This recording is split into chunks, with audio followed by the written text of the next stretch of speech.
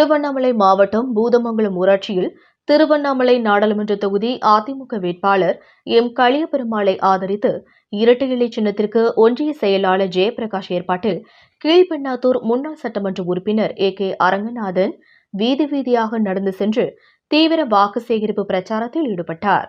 அப்போது துணி தைக்கும் தையல் பணியில் ஈடுபட்ட பெண்களிடம் தையல் பணியில் ஈடுபட்டு வாக்கு சேகரித்தார்.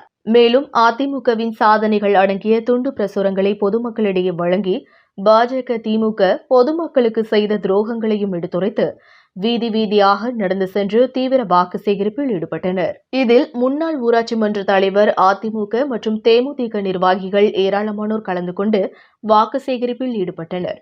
திருவண்ணாமலையிலிருந்து ரிப்போர்ட்டர் கோவிந்தராஜ்.